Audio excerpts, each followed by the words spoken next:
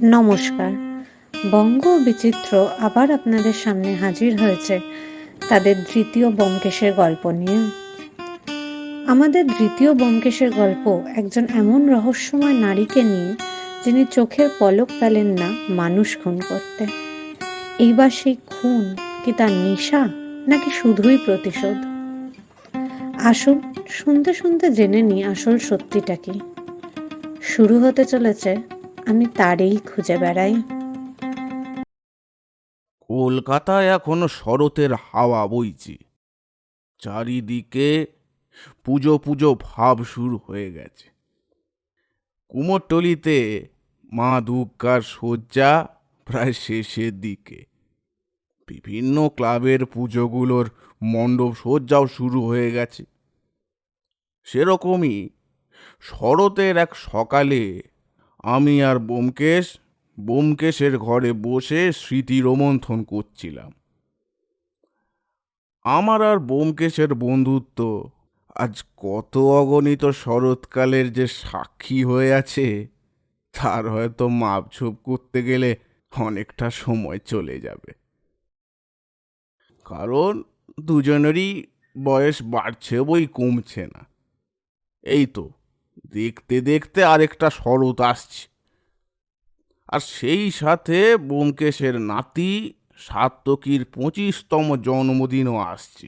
সেই উপলক্ষেই আজ আমার ব্যোমকেশের বাড়িতে আসা আর চা জলযোগের সাথে স্মৃতি রোমন্থন করা। জানলা দিয়ে শরতের মিঠে রোদ্দুর ও ছাতিম ফুলের গন্ধ এসে আমাদের সব ইন্দ্রিয়কে সজাগ করে দিচ্ছে, আর এক মনোরম পরিবেশ তৈরি করেছে ঘরের মধ্যে। এই পরিবেশ আর আমাদের চিন্তার জাল ছিঁড়ল ব্যোমকেশের নাতির ডাকে। সাত্তকী এখন এমএসসি পড়ছে সেন্ট জেভিয়ার্স কলেজে। তার দাদুর মতোই সে হয়েছে বিচক্ষণ ও তীক্ষ্ণ বুদ্ধি সম্পন্ন, কিন্তু একটু রগচোটা গোছে। আর হ্যাঁ, দাদুর মতন প্রেমিকও হয়েছে সে। দাদু, ও অজিত দাদু, তোমাদের কতক্ষণ ধরে মা ডাকছে? তোমাদের হলো ইনভিটেশনের লিস্ট বানানো? আর ঠিক করলে কি মেনুতে কি হবে? এ কি, কিছুই তো লেখনি এখনো। তা এতক্ষণ ধরে কি করছিলে শুনি তোমরা দুজনে? আহ দাদু ভাই, এত তারা কিসের?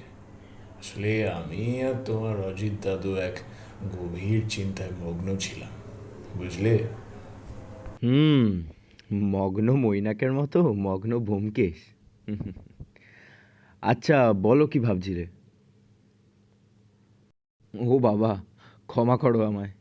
এই অসম্ভব কাজটার থেকে আমি নিজেই ইনভিটেশনের লিস্ট আর মেনুটা ঠিক করে ফেলছি।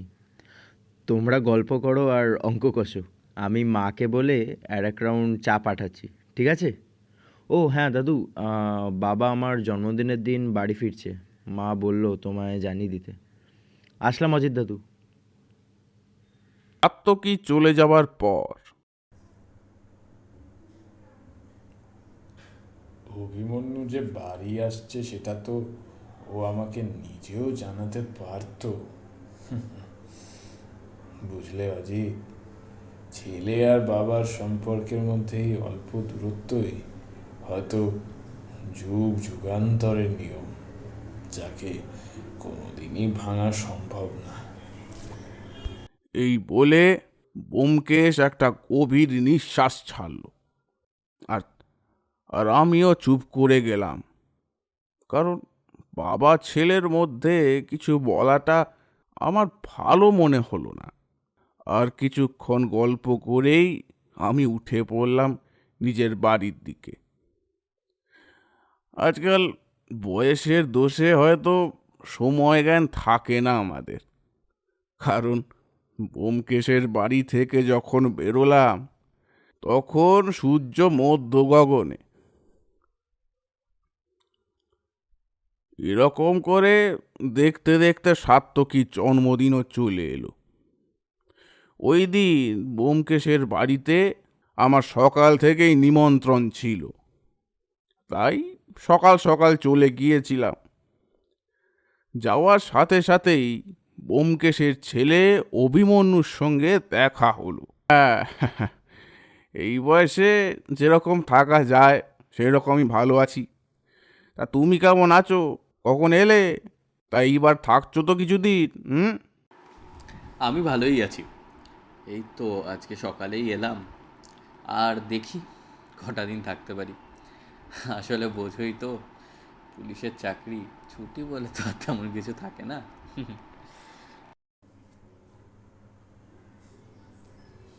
ছুটি হয় কি হয় না সেটা আমি আর অজিত অন্তত খুব ভালো করেই জানি। অভি, ভেতরে এসো অজিত, আমাদের ঘরে গিয়ে বসি। দরকার পড়লে দাদু ভাই এসে আমাদের ডেকে নিয়ে যাবে। আমরা খেয়াল করিনি আমাদের কথার মাঝখানে কখন ব্যোমকেশ এসে পড়েছে ড্রয়িং রুমে। আর ব্যোমকেশের এখনো কথা শোনার পর অভিমন্যু আমার দিকে একটা সৌজন্যের হাসি হেসে চলে গেছিল। বিকেলে ব্যোমকেশের বাড়িতে চাঁদের হাট বসে গেছিল। কত লোকজন, ব্যোমকেশের পরিচিত, ওর ছেলে এবং বৌমার অফিসের লোকেরা, আর সেই সঙ্গে সাত্তকীর বন্ধুরা। কিন্তু একজনকে তো দেখতে পাচ্ছি না, সাত্তকীর প্রাণপ্রিয়া ও ব্যোমকেশের বেস্ট ফ্রেন্ড সোহিনীকে। ওই তাকে তো দেখতে পাচ্ছি না, কিন্তু ওর উপস্থিতি তো সব থেকে বেশি থাকার কথা।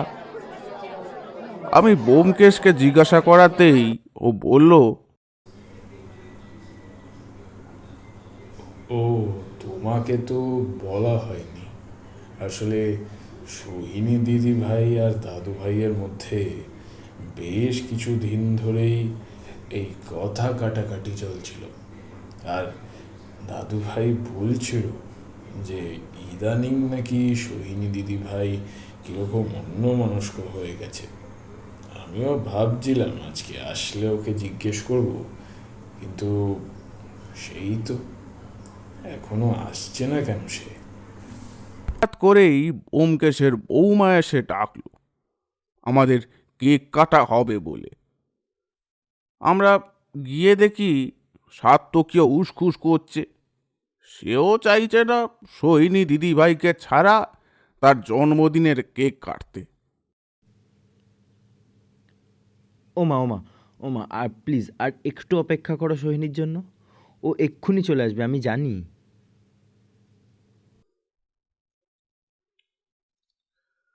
কিন্তু দেরি হয়ে যাচ্ছে বলেই ব্যোমকেশের বৌমা বলল কেক কেটে অপেক্ষা করতে। অগত্যা কেক কাটা শুরু হলো, কিন্তু শেষ হওয়ার আগেই একজন মহিলা কণ্ঠের আর্ত চিৎকার ছাপিয়ে গেল সবার সমস্বরে গাওয়া শুভ জন্মদিনের গান।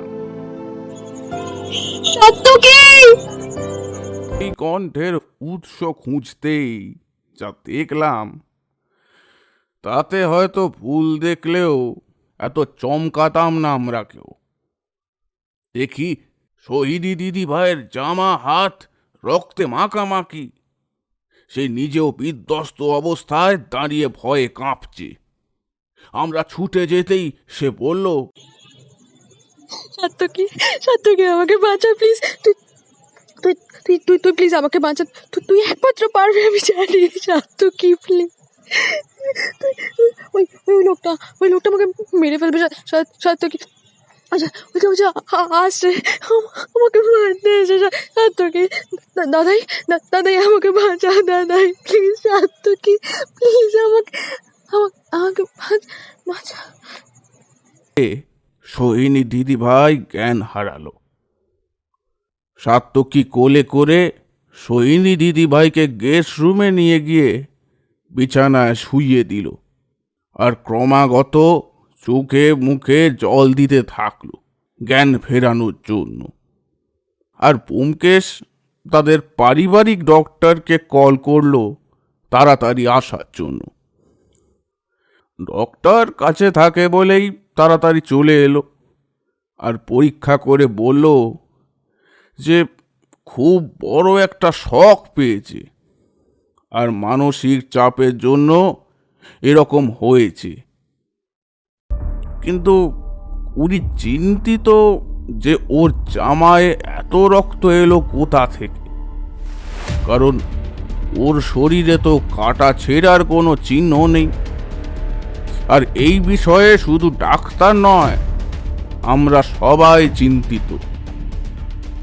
এখন এখন সোহিনী দিদিভাইয়ের জ্ঞান ফিরলে তখন পুরো কথা জানতে পারব। তক্ষুনি আমাদের অনেক দিনের বন্ধু ওসি অবনী সেনের ফোনে কল এলো। বলছি, কি ডেড বডি পাওয়া গেছে? কোথায়? হাজরার দিকে? আমি কাছেই আছি। ফোন রেখে অবনীবাবু শুধু আমাদের দিকে তাকালো আর জ্ঞান হারানো সোহিনী দিদিভাইয়ের দিকে তাকালো।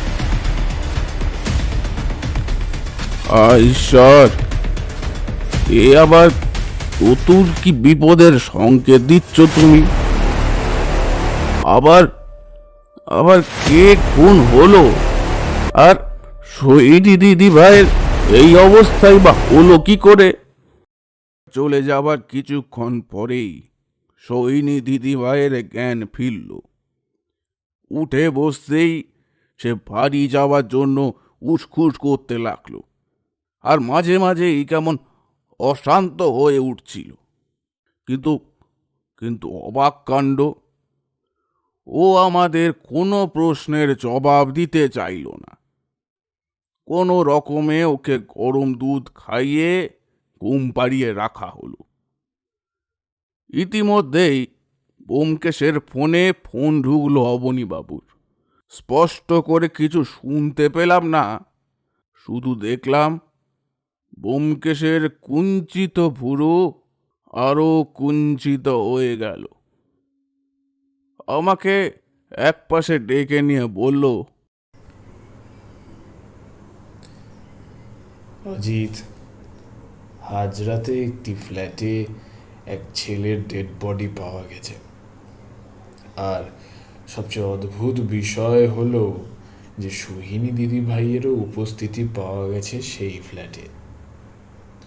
ওফ, তুমি এরকম উত্তেজিত হও না তো অজিত। আমাদের এখন কাউকে এই বিষয়ে কিছুই বলা যাবে না যতক্ষণ না আমরা নিশ্চিত হচ্ছি।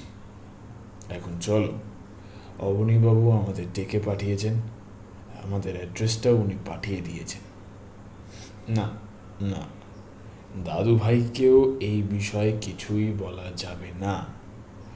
ওকে শুধু একটাই কাজ দিয়ে যাব, যাতে ও কোনো রকম ভাবে আজকে সোহিনী দিদি ভাইকে বাড়ি ফিরতে না দেয়।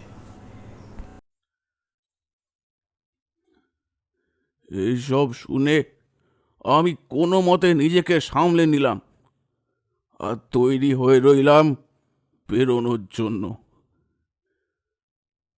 ব্যোমকেশ সাত্তকী দাদু ভাইয়ের কাছে গিয়ে বলল,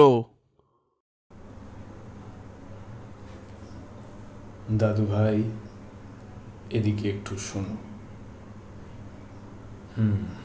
বলছি যে তুমি কিন্তু সোহিনী দিদি ভাইকে আজকের রাতটা অন্তত বাড়ি ফিরতে দিও না, বুঝলে?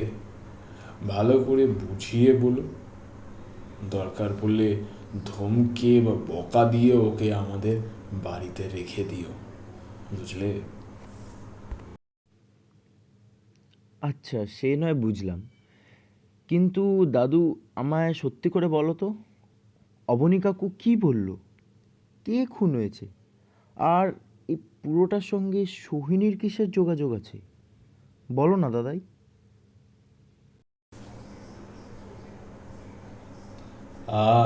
দাদু ভাই, আমি তোমাকে এক এক্ষুনি কিছু বলতে পারবো না, কিন্তু আমাকে আর অজিতকে এক্ষুনি তদন্তস্থলে যেতে হবে একবার।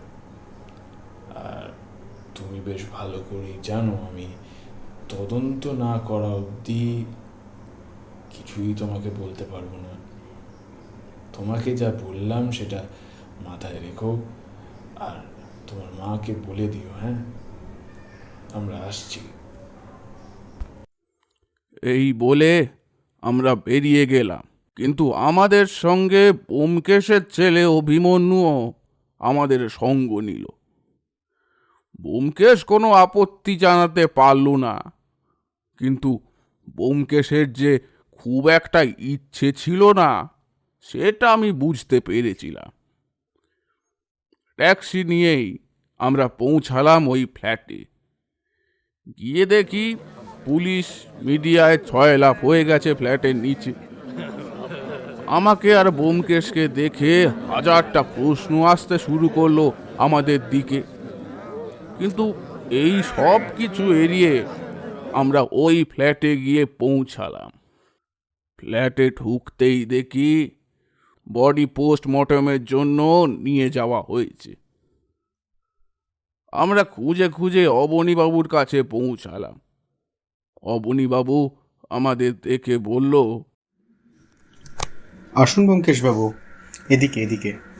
হ্যাঁ, প্রাথমিকভাবে দেখে যা মনে হলো বিষ প্রয়োগে খুন, যদিও আমি পোস্টমর্টম করতে অলরেডি বডিটা পাঠিয়ে দিয়েছি। পাশের বাড়ির লোককে জিজ্ঞেস করে জানতে পারলাম ছেলেটি ছাত্র ছিল, সেন্ট জেভিয়ার্স কলেজে পড়তো।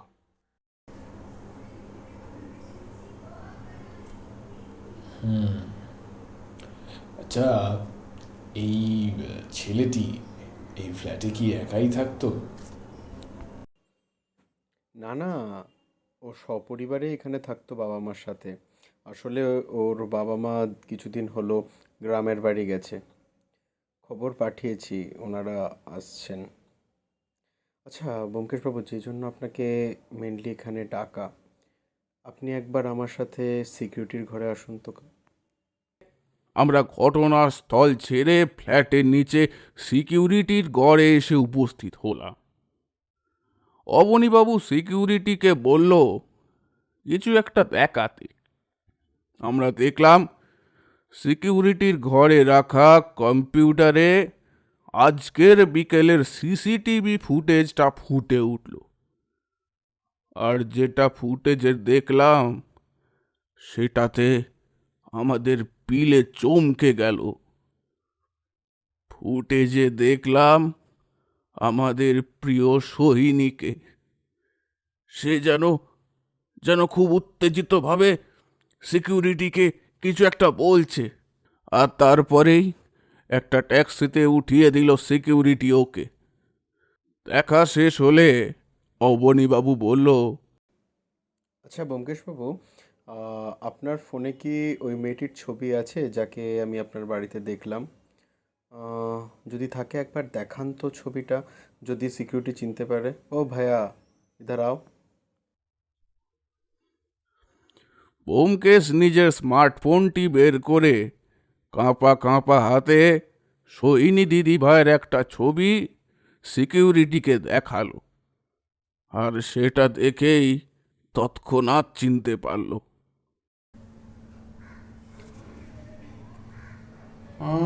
हाँ साहब, हाँ, ये बेटी तो हमारे पास आके ऊपर के लड़के के बारे में बोल रही थी, लेकिन सच बताए तो साहब हमको लगा ये मैडम को कुछ हुआ है, क्योंकि उनके हाथ पैर कुर्ते सब जगह पे खून ही खून लगा हुआ था। इसीलिए हमने टैक्सी बुला के उनको वहाँ बैठा के बोले कि आप हॉस्पिटल जाए। আমার যতটুকু গোয়েন্দা বুদ্ধি আছে তাতে আমি এইটুকুন বুঝলাম যে অবনীবাবু সোহিনী দিদিভাইকে খুনি হিসাবেই ধরে নিয়েছে। এখন শুধু আমাদের বাড়ি গিয়ে হাতে হাত করা পরানো বাকি।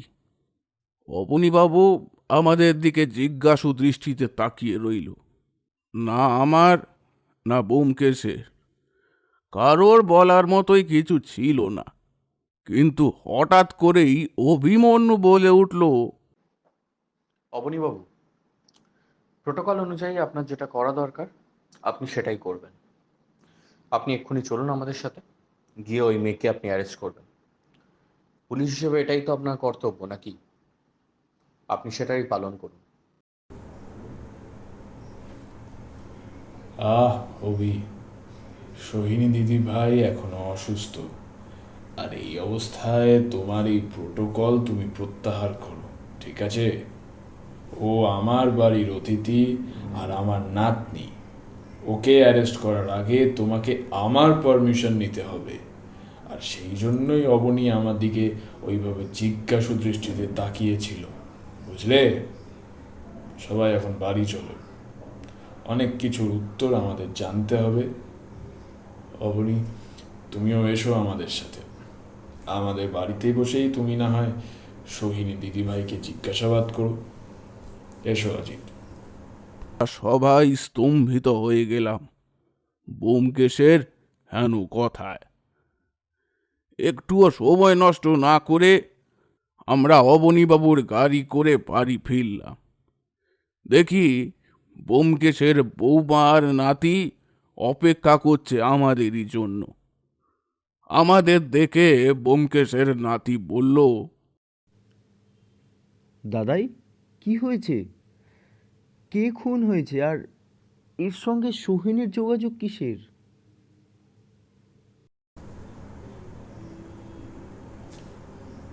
ধৈর্য ধরো, ধৈর্য ধরো, সব বলছি তোমায় দাদু ভাই। আগে চলো, সোহিনী দিদি ভাইয়ের সাথে কিছু কথা আছে আমাদের।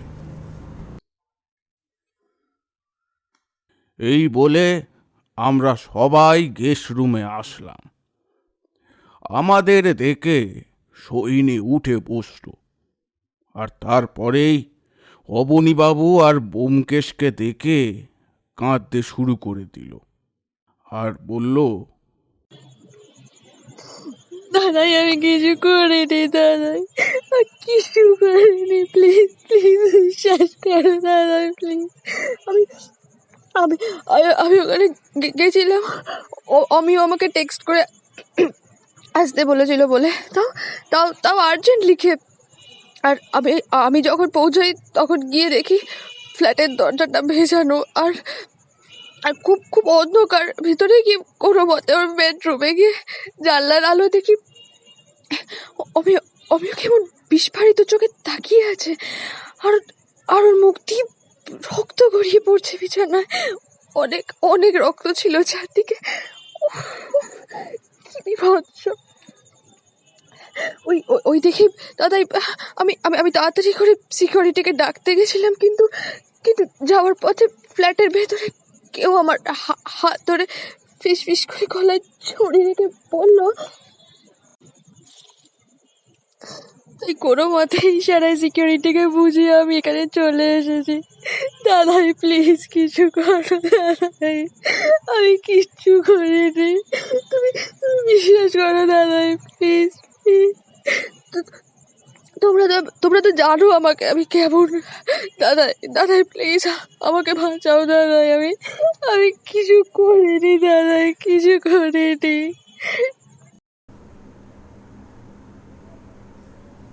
দিদি ভাই, আমি থাকতে তোমাকে কেউ কিচ্ছু করতে পারবে না, আর কেউ তোমায় অ্যারেস্টও করতে পারবে না, ঠিক আছে? তুমি আরাম করো।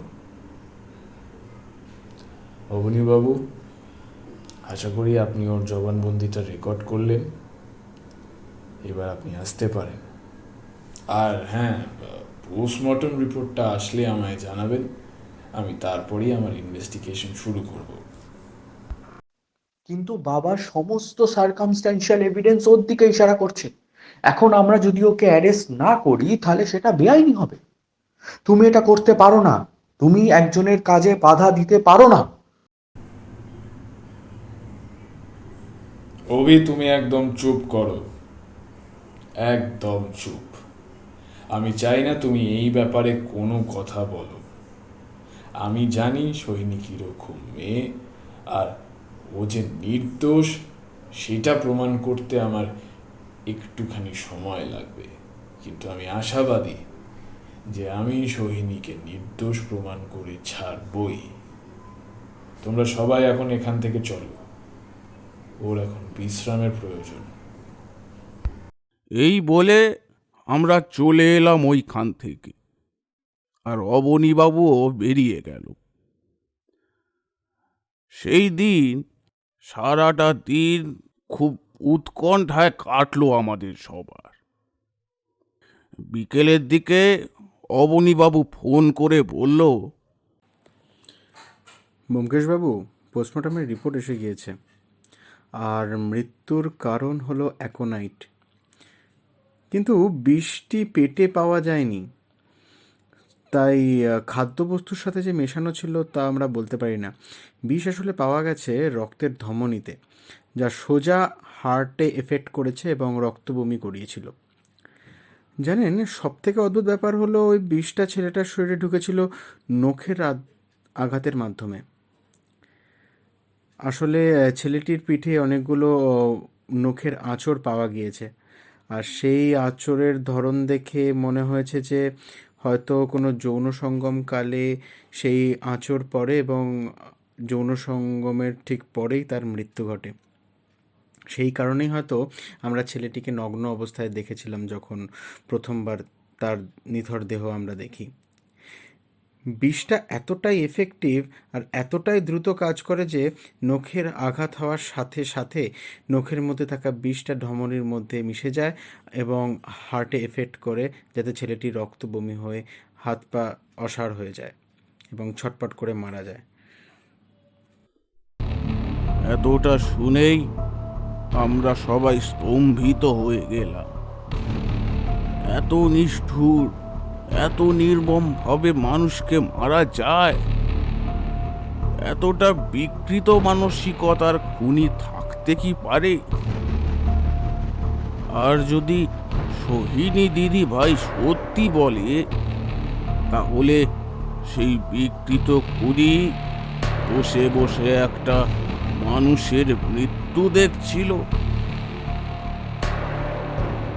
এ কেমন নির্দয় নিষ্ঠুর খুনির সাথে ব্যোমকেশের এইবারের যুদ্ধ?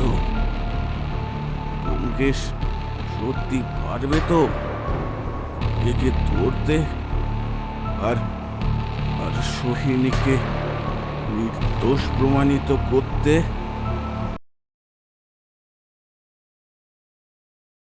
এই বীভৎস জিনিস শুনে আমরা সবাই কিছুক্ষণ কিংকর্তব্য বিমূঢ় হয়ে বসেছিলাম। সবার আগে ব্যোমকেশ সোফা ছেড়ে উঠে নিজের ঘরে গিয়ে দরজায় খিল দিল। এর মানে আর কেউ বুঝতে পারল কি না জানি না, কিন্তু আমি অন্তত বুঝতে পারলাম যে ব্যোমকেশ এখন একা থাকতে চায়। আর তাই ওকে কিছু না বলেই আমি বাড়ি ফিরে আসলাম। কিন্তু বাড়ি এসেও আমি নিজেকে কোনো মতেই শান্ত করতে পারলাম না। এত নৃশংস ঘটনা, ওহ, ভাবলেও গায়ে কাঁটা দিয়ে উঠছে। পরের দিন সকালে ব্যোমকেশের ফোন পেয়ে ওদের বাড়িতে গেলাম। গিয়ে দেখি ব্যোমকেশ নিজের ঘরে আরাম কেদারায় চোখ বন্ধ করে শুয়ে আছে। আমি চুপচাপ গিয়ে বসলাম। ব্যোমকেশ আস্তে আস্তে বলা শুরু করলো।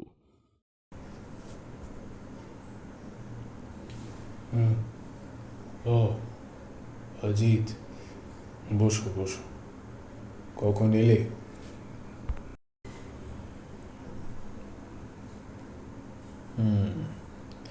বেশ, আসলে কালকে রাত্রিরে সত্যর সাথে কথা বলতে গিয়েই একটু ঘুমোতে দেরি হয়েছে আর কি।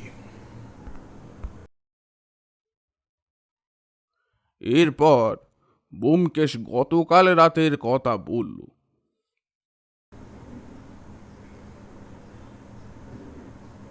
জানো অজিত, পোস্টমর্টম রিপোর্টটা শোনার পর তোমার মতো আমারও অন্তরাত্মা কেঁপে উঠেছিল।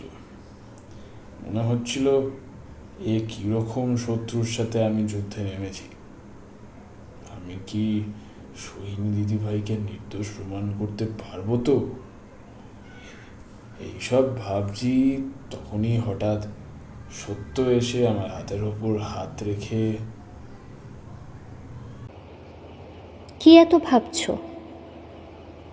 সোহিনীকে কিভাবে নির্দোষ প্রমাণ করবে? নাকি তুমিও এখন ওকে সন্দেহ করতে শুরু করেছো? চুপ কেন? তার মানে তোমার সোহিনীর প্রতি বিশ্বাস টলে গেছে। বুঝেছি।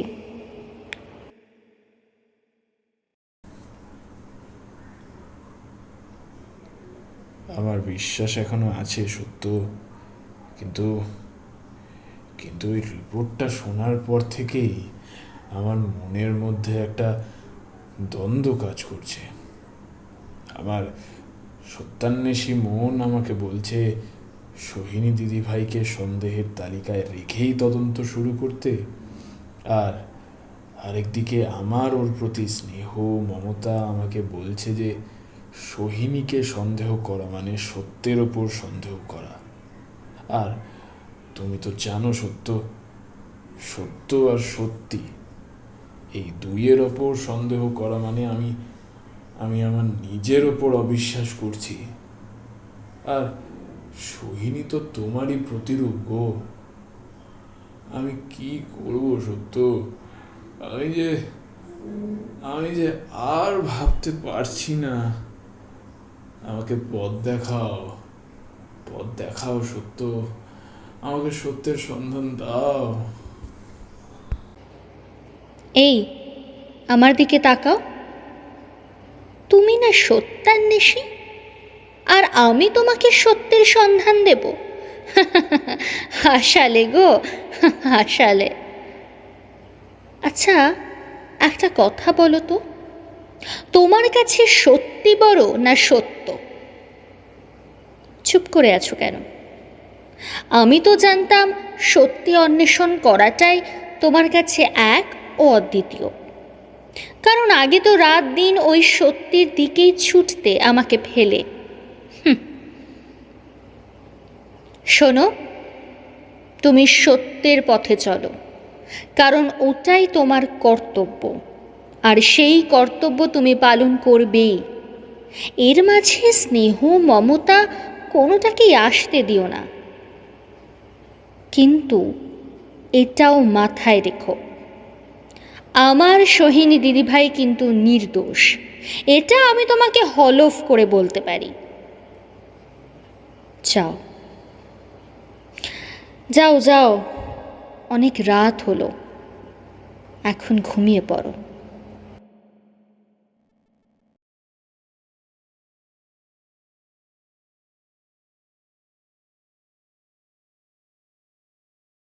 এই বলে ব্যোমকেশ থামল। দেখলাম ওর চোখের কোণাটা কেমন চিকচিক করছে। আমিও চুপ করে বউঠানের কথা ভাবছিলাম। আমাদের চিন্তার জাল ভাঙল সাত্তকীর ডাকে। দাদাই, আমায় ডেকেছিলে?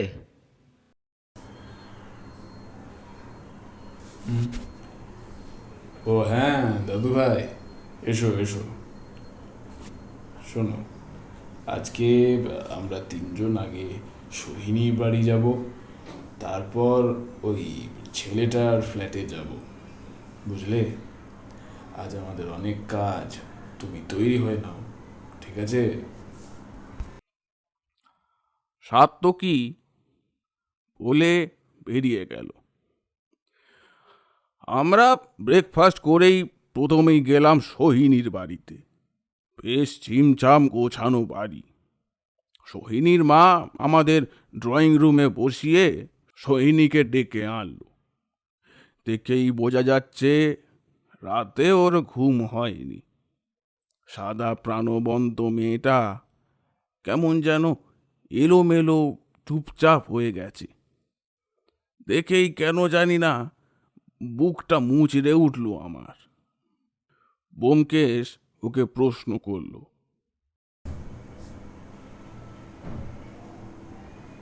কেমন আছো দিদি ভাই? হ্যাঁ দাদাই, ভালো আছি।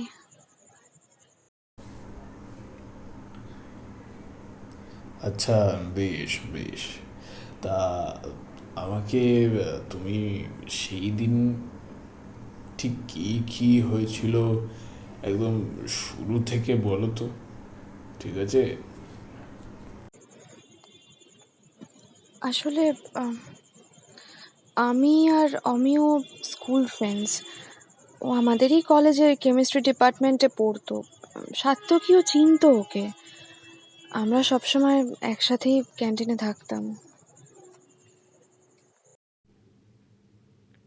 হ্যাঁ, মানে ওই তো, মানে তুই, আমি, অমিয় আর হিয়া। দাদাই, হিয়া হলো অমিয়র গার্লফ্রেন্ড। ওরা গত 2 বছর ধরে রিলেশনশিপে আছে। হ্যাঁ, হিয়াও খুব ভেঙে পড়েছে। আর আর আমাকে দেখলে বলছে আমি নাকি খুন করেছি। আর ঠিকঠাক করে কথাও বলছে না। যাক সেটা, দাদাই যেটা বলছিলাম, আসলে অমিয় আর হিয়ার কিছুদিন ধরে ঝামেলা চলছিল, কারণ অমিয় নাকি হিয়ার থেকে কিছুটা দূরত্ব রাখা শুরু করেছিল। আর কিরকম একটা অদ্ভুত ব্যবহার করছিল, সবার থেকেই দূরত্ব রাখছিল ও। ওই জন্য আমি ঘন ঘন ওর বাড়ি যাতায়াত করা শুরু করেছিলাম, এটা জানতে যে ওর মনের মধ্যে আসলে কি চলছে। ও কি হিয়ার সাথে আদৌ সম্পর্কে থাকতে চায় নাকি ভেঙে দিতে চায়। এরকম করে কেন বলছিস তুই? আর এত কথা তুই আমায় আগে বলিসনি কেন? আমার থেকে যে লুকিয়ে কি সুখ পাস, কে জানে। আসলে আমি তোকে বিরক্ত করতে চাইনি, কারণ তোকে যখনই আমি ওর কথা বলতাম তুই মন দিয়ে শুনতিস না, ইগনোর করে যেতিস। তো দাদাই, আমি অমিয়কে জিজ্ঞেস করেছিলাম যে তুই ঠিক কি চাস বলতো, কেন হিয়ার সাথে এরকম করছিস। তখন অমিয় বলেছিল ও হিয়ার সাথে সিরিয়াস কিছু ভাবেনি সেরকম ভাবে। হ্যাঁ, আর একটা যেটা মনে পড়লো সেটা হলো, আমরা যতক্ষণ কথা বলতাম ক্রমাগত ওর ফোনে টেক্সট ঢুকতো একটা মেয়ের, আমি দেখেছিলাম। আমি যখন জিজ্ঞেস করেছিলাম ও বলছিল একটা ফ্রেন্ডের মেসেজ, কিন্তু ওর মোটামুটি সব বন্ধুকেই আমি চিনি দাদাই, এক্সেপ্ট ওই রহস্যময় মেয়েটা ছাড়া। ইস, অমিয়র ফোনে নিশ্চয়ই কিছু একটা ক্লু পেতে তুমি দাদাই। আচ্ছা, তো সেদিন যখন তোমাদের বাড়ি আসছিলাম তখন দেখি অমিয় আমাকে টেক্সট করেছে যে আর্জেন্ট আয়। আমি ভাবলাম আঙ্কেল আন্টি নেই, কোনো বিপদ হলো না তো, তাই গেলাম। কিন্তু গিয়ে যা দেখলাম সে তো আগেই বলেছি।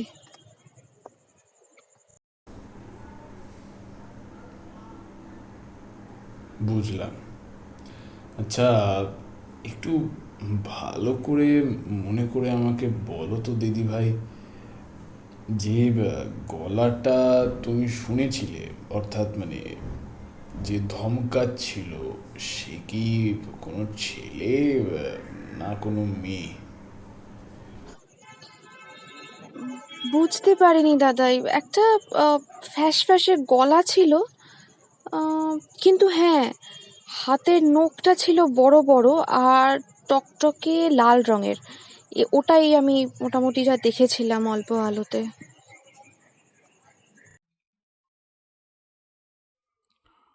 ব্যোমকেশ কিছু না বলে শুধু সোহিনীকে সাবধানে থাকতে বলে বেরিয়ে ট্যাক্সি ধরে হাজরায় ওই ছেলেটার ফ্ল্যাটে এলো। আমরা পৌঁছে দেখি অবনীবাবু ছেলেটার বাবা মায়ের সাথে বসে কথা বলছে। আমরা যেতেই অবনীবাবু বললেন, আলাপ করিয়ে দিই, উনি হলেন ব্যোমকেশ বক্সী, সত্যান্বেষী, অ্যান্ড উনি আপনার ছেলের কেসটা দেখছেন। সঙ্গে উনি হলেন সহকারী বন্ধু অজিত, আর এ হলো ব্যোমকেশবাবুর নাতি সাত্তকী। ব্যোমকেশবাবু এনারা অমিয়র বাবা এবং মা, অমর্ত্যবাবু এবং প্রীতিদেবী। আমরা নমস্কার করে ওনাদের সামনে বসলাম। ব্যোমকেশই কথা শুরু করলো।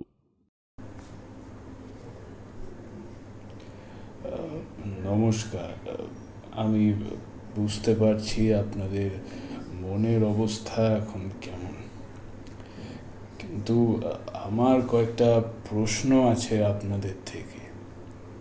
প্রথমত, আপনারা কবে থেকে বাড়িতে ছিলেন না? দ্বিতীয়ত, আপনাদের ছেলের মধ্যে কি কোনো ব্যবহারের পরিবর্তন লক্ষ্য করেছিলেন? এই যেমন ধরুন কথায় কথায় রেগে যাওয়া বা উগ্র ব্যবহার করা। আর তৃতীয়ত, এই ফ্ল্যাটের চাবিটা কার কাছে থাকতো? ও অবনীবাবু, আপনি যদি একটু কষ্ট করে ওই সিকিউরিটির ছেলেটাকে ডেকে আনতে পারেন। আচ্ছা, আমি এক্ষুনি বলছি তাকে ওপরে আসতে। অমর্ত্যবাবু বলতে শুরু করলেন। ব্যোমকেশবাবু, আমরা গত সোমবার বেরিয়েছিলাম, আর আজকে শনিবার ফিরে এসেছি এই খবর শুনে। আর ছেলের ব্যবহার কি বলবো, ও সত্যি কিছুদিন ধরেই সবসময় ফোনে ঢুকে থাকতো, কিন্তু সে তো এখনকার দিনে সবাই থাকে। আর এই ফ্ল্যাটের চাবি আমাদের আর ছেলের কাছেই থাকতো। প্রতিমা দেবী এর সাথে জুড়লেন। আসলে ব্যোমকেশবাবু, আমিও সত্যি কিছুদিন ধরে খুব উগ্র হয়ে গেছিল। আমাদের কাউকেই ঘরে ঢুকতে দিত না, আর আর ঢুকলেই খালি বলতো চলে যেতে, আর সর্বক্ষণ ওই ওই ফোন নিয়েই থাকতো। কিন্তু এ কি হয়ে গেল বলুন তো? কে করলো এত বড় সর্বনাশ আমাদের? আমার আমার রমিও তো কারোর কোনো ক্ষতি করেনি বলুন। কি ক্ষতি করেছিল ও যে এত বড় সর্বনাশটা হয়ে গেল? এই বলে উনি কান্নায় ভেঙে পড়লেন। ইতিমধ্যে সিকিউরিটির ছেলেটা এসে গেছিল। ব্যোমকেশ প্রথমেই প্রশ্ন করল, আচ্ছা, এই ফ্ল্যাটে যে ছেলেটা সেদিন সন্ধ্যের আগে কোথাও বেরিয়েছিল কি? যদি বেরিয়েই থাকে, কখন ফিরেছে? আর ওর সাথে কি কেউ ছিল? আর তুমি যখন খুনের পর ওই ফ্ল্যাটে ঢুকলে, তখন কাউকে বেরোতে বা অস্বাভাবিক কিছু কি দেখেছো?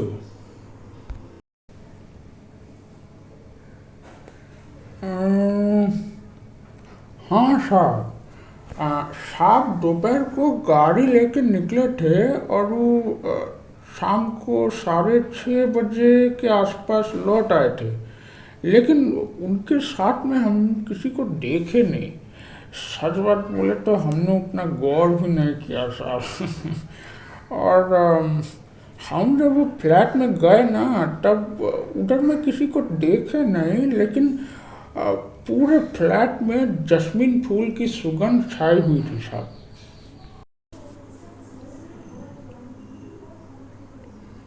বেশ, তুমি এখন যেতে পারো।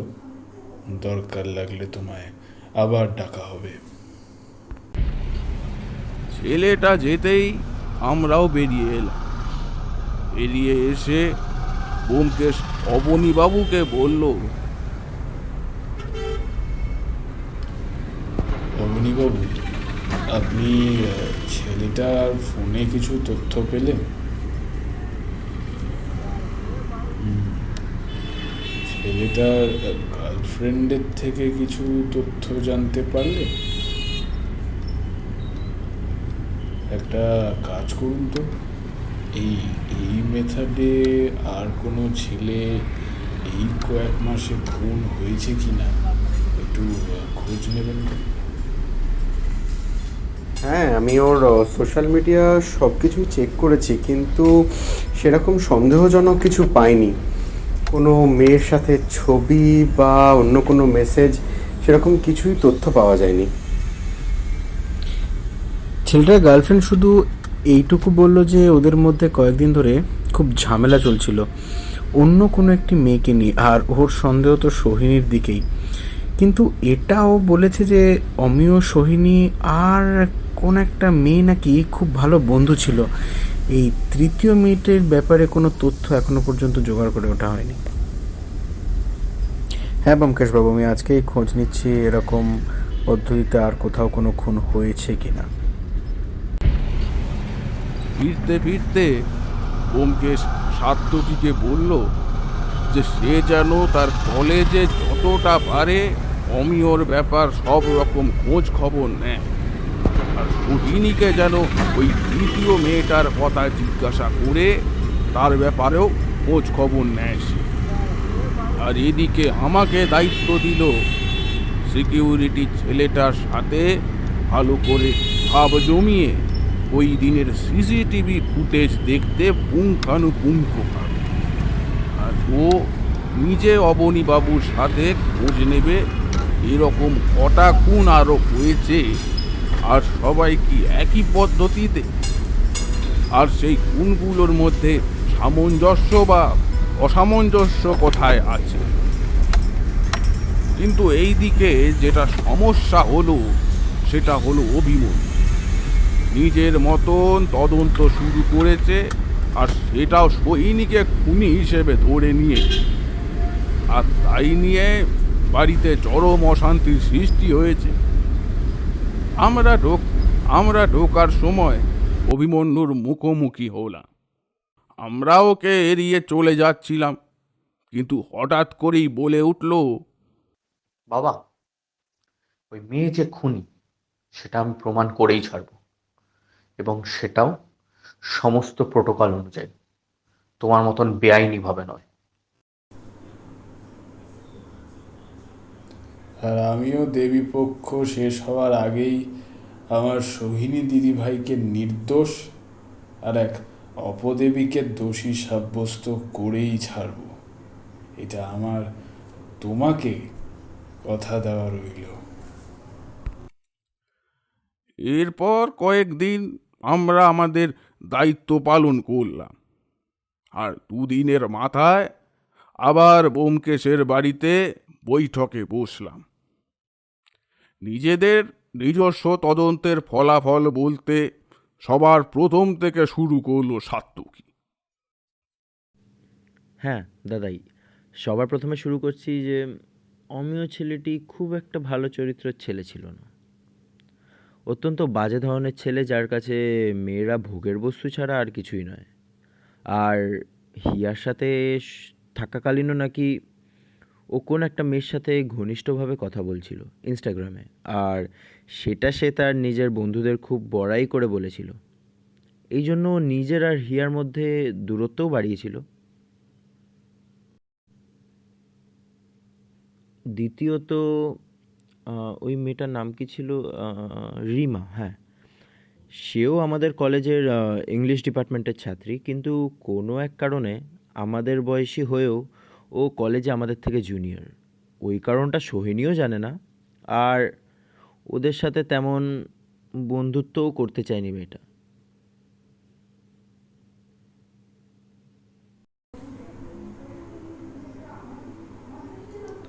আচ্ছা, ভালো। এবার অজিত, তুমি শুরু করো। হ্যাঁ, তো আমি তো সিকিউরিটি ছেলেটার সাথে বেশ ভালোই ভাব জমাতে পেরেছি। একটু ঘুষ দিয়ে, আর সেই দিনের অমিয় বেরোনো থেকে শুরু করে রাতে আমরা যাওয়া অবধি সবটা দেখেছি। অমিয় যখন ফিরল তখন ফুটেজ দেখে আমারও মনে হলো যে সে একা, কিন্তু লিফটের ফুটেজ যেটা আমরা দেখিনি সেটাতে অমিয়র সাথে একটা মেয়েকে দেখা গেছে, কিন্তু মেয়েটার মুখ কালো ওড়নায় ঢাকা ছিল, শুধু হাতের ওই টকটকে লাল রঙের নখ দেখা গেছে। আর মেয়েটা কমপ্লেক্স থেকে বেরিয়েছে সোহিনী বেরোনোর পর, কিন্তু তখনও তার মুখ দেখা যায়নি। শুধু চোখে পড়ার মতো বিষয় ছিল তার শান্তিনিকেতনের একটা পুরনো ছোলা ব্যাগ, আর একটু পিকচার বড় করে দেখলাম ব্যাগের ওপর বিশ্বভারতীর লোগো। কিন্তু ওই ব্যাগটার এখানে গুরুত্ব কিসের? আছে দাদু ভাই, সব কিছুর গুরুত্ব আছে। এবার আমি বলি আমি কি তথ্য পেয়েছি। প্রথমেই বলি, এই পদ্ধতিতে এটা 5 নম্বর খুন। আর মজার ব্যাপার হলো, সবগুলোর মধ্যে সামঞ্জস্য হলো ছেলেগুলোর একটাই বদ অভ্যেস, আর সেটা হলো মেয়েদেরকে ভোগের বস্তু ভাবা। আর দ্বিতীয় মিল হলো গিয়ে আমাদের কবিগুরু রবীন্দ্রনাথ ঠাকুর।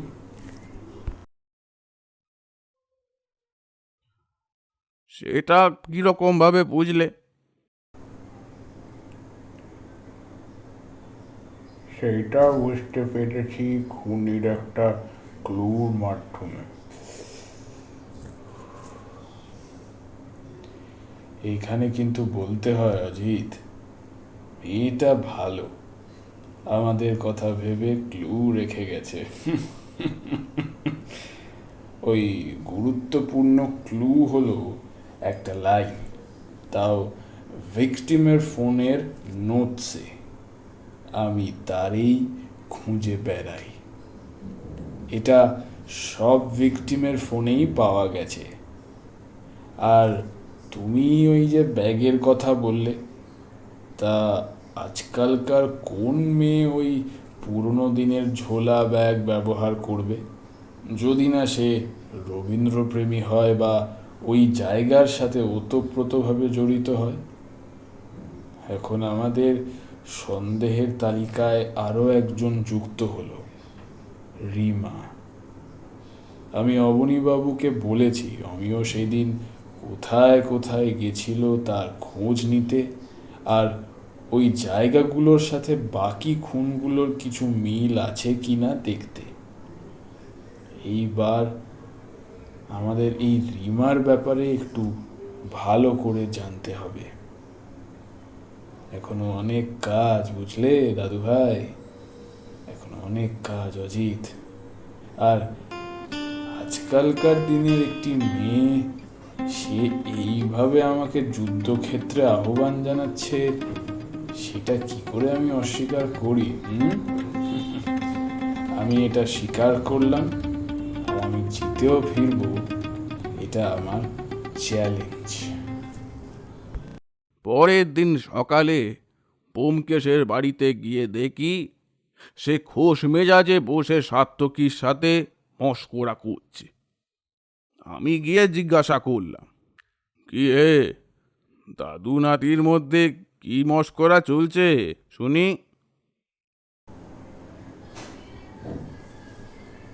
আরে অজিত, এসো এসো। আসলে এই কেসটা নিয়ে আমরাই মশকরা করছিলাম। বসে ভাবছিলাম যে আদৌ এই কেসটা সলভ করতে পারবো তো। তাতেই আমাদের এই দাদু ভাই বলছিল আমি নাকি বুড়ো হয়ে গেছি বলে বুদ্ধিভ্রষ্ট হয়েছে আমার। তা তুমি কি বলো অজিত? আমি কিছু উত্তর না দিয়ে গোমরা মুখ করে বসেছিলাম, আর তখনই অভিমন্যু ঘরে ঢুকল আর ব্যোমকেশকে উদ্দেশ্য করে বলল, বাবা, পুলিশকে নিজের তদন্তের কাজে না লাগিয়ে নিজে স্বাধীনভাবে তদন্তটা করো না, আর পুলিশকে তাদের নিজের কাজটা নিজের মতো করতে দাও, বুঝলে? আমরা কেউ ওর কথার উত্তর দেওয়ার প্রয়োজন মনে করলাম না। তখনই ব্যোমকেশের ফোনে একটা ফোন এলো।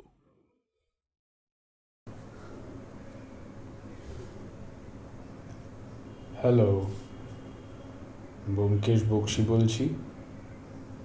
ও হ্যাঁ, বলুন। খুঁজে পেয়েছেন? বাহ, দারুণ দারুণ।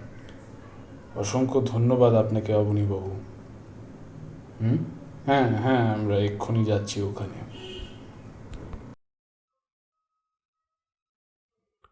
ফোন রেখেই ব্যোমকেশ আমাদেরকে নিয়ে বেরিয়ে পড়ল, কিন্তু কোথায় যাবে সেটা কিন্তু বলল না। ট্যাক্সি নিয়ে আমরা পৌঁছালাম কফি হাউসে। এত সকালে তখন সবে কফি হাউস খুলেছে।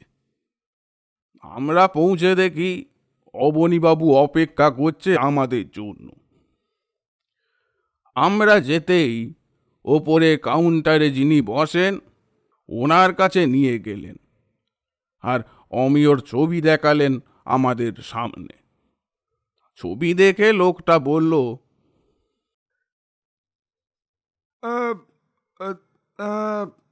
হ্যাঁ হ্যাঁ হ্যাঁ, এই তো এই ছেলেটা তো কিছুদিন আগেই একটা মেয়ের সাথে এখানে এসেছিল, কিন্তু বেশিক্ষণ বসেনি, চলে গেছিল তাড়াতাড়ি। এখানে তো এত কাস্টমার আসে রোজ, তা এই ছেলেটাকে আপনি এত ভালো করে মনে রাখলেন কি করে? আরে এই ছেলেটা আর ওই মেয়েটা তো সেই দিন ওই রবীন্দ্রনাথের ছবিটার সামনে বসে একের পর এক রবীন্দ্রসঙ্গীত গেয়ে যাচ্ছিল। ছেলেটার গানের গলা অত ভালো ছিল না, কিন্তু মেয়েটার গানের গলা খাসা ছিল। আর এর আগেও মেয়েটা বহুবার এসেছে, আর ওই একই জায়গায় বসে একই রকম গান গেয়েছে। আচ্ছা, এটা কি একা আসতো নাকি কারোর সাথে আসতো? আর মানে কোনো চারিত্রিক বৈশিষ্ট্য বা মুখমণ্ডল কিছু মনে পড়ছে আপনার? না, একাও আসতো, আবার মাঝে মাঝে অন্য কোনো ছেলেদের সাথেও আসতো। আর মুখটা আমার ঠিক মনে পড়ছে না, কিন্তু হ্যাঁ, দেখতে তো খুব সুন্দর ছিল, তো খুব মিষ্টি মুখমণ্ডল, ওই বেঁটেখাটো চেহারার। আর হ্যাঁ, দেখে তো ভদ্র ঘরের মেয়ে বলি মনে হয়। ও হ্যাঁ হ্যাঁ, মনে পড়েছে, মেয়েটার আশেপাশে দাঁড়ালে এই একটা ওই জুঁই ফুলের গন্ধ পাবেন সবসময়। আর ওর সাথে একটা ছোট কালো রেকর্ডার থাকতো, তাতে ওই সব গানগুলো রেকর্ড করতো। এর বেশি তো কিছু মনে পড়ছে না। অসংখ্য ধন্যবাদ আপনাকে। শুধু একটাই অনুরোধ আপনাকে করব, যদি ওই মেয়েটি আবার এখানে আসে তাহলে দয়া করে এই নাম্বারে আমাকে একটা ফোন করবেন। নমস্কার। লোকটা সম্মতিতে মাথা নাড়ল, আর আমরা বেরিয়ে এলাম ওইখান থেকে। বেরিয়ে ব্যোমকেশ বলল,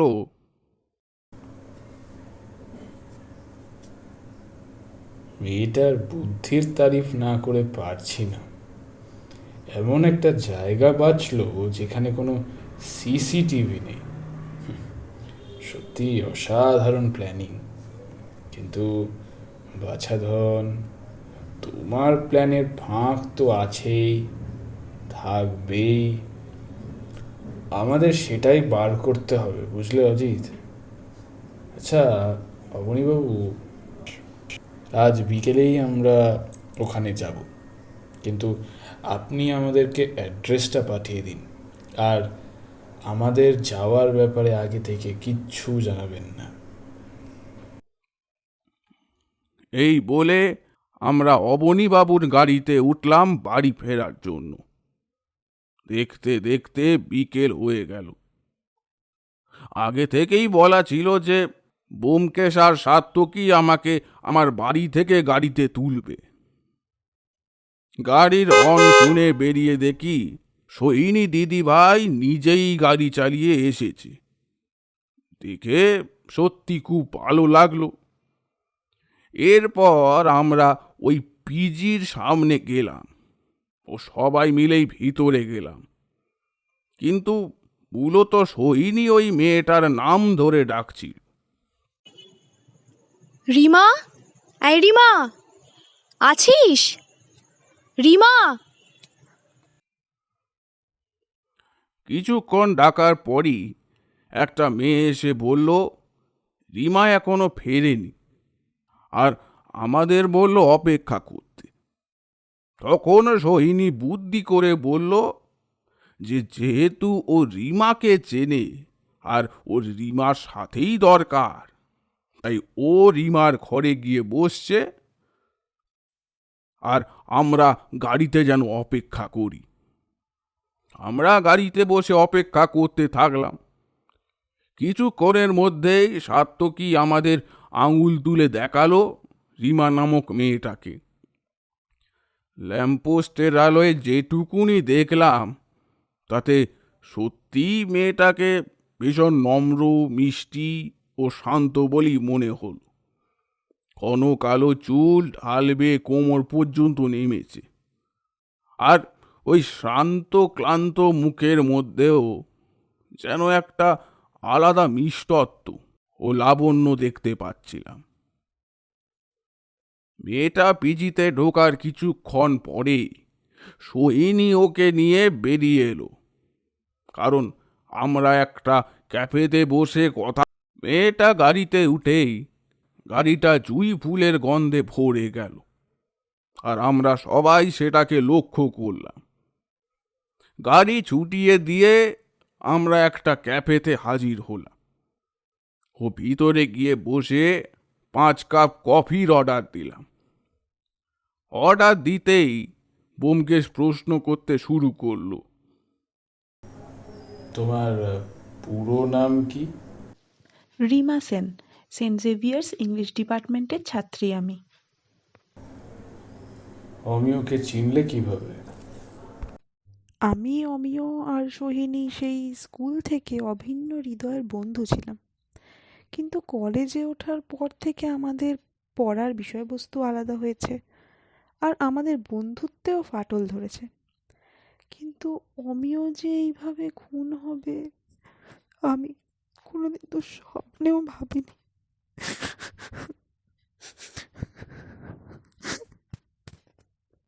এই বলে মেয়েটা কেঁদে ফেলল, ও আমরাও চুপ হয়ে গেলাম। তারপর রিমা বলল, হ্যাঁ, আপনার যা জানার আছে জিজ্ঞেস করুন। আমাকে সোহিনী বলেছে আপনি আমাকে কিছু প্রশ্ন করতে এসেছেন।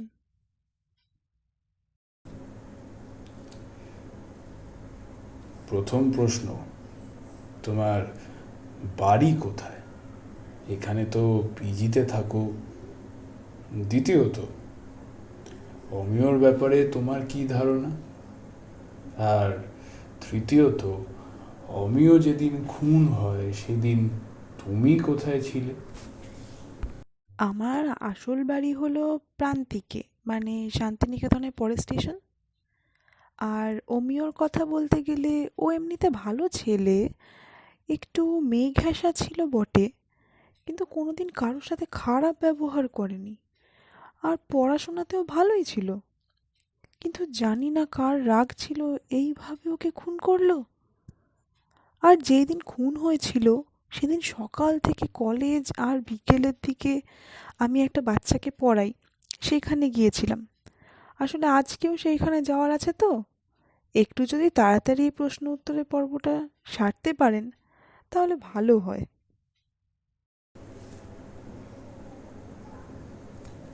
আচ্ছা, আমার যা জানার ছিল সেটা আমি জেনে নিয়েছি।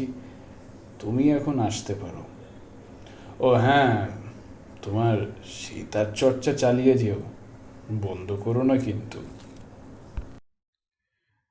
রিমা অবাক হয়ে দেখল আর চুপচাপ চলে গেল। ও যেতেই আমি প্রশ্ন করলাম, আচ্ছা, এই রিমা যে সেতার শেখে সেটা তুমি জানলে কি করে?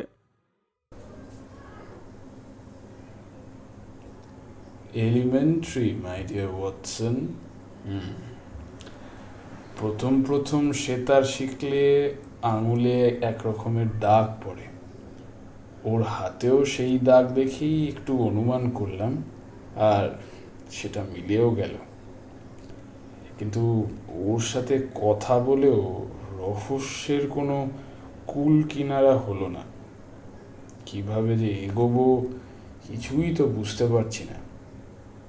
কিন্তু একটা ক্লু আমি পেয়েছি। এখন সবাই বাড়ি চলো, আমাকে একটু ভাবতে হবে এটা নিয়ে। আমরা কফি শেষ করে বিল মিটিয়ে বাড়ি চলে এলাম। আসতেই ব্যোমকেশ নিজের ঘরে গিয়ে খিল দিল। বুঝলাম এখনও একাকী থাকতে চাইছে। আমিও বাড়ি ফিরে এলাম। পরের দিন শরতের মিঠে রোদ ঘরে সবে এসে পড়েছে। হঠাৎ করেই ব্যোমকেশ আমাকে ফোন করে বলল, অজিত, টিভিটা খোলো আর সকালের ব্রেকিং নিউজটা ভালো করে দেখো, তারপর আমাদের বাড়িতে চলে এসো।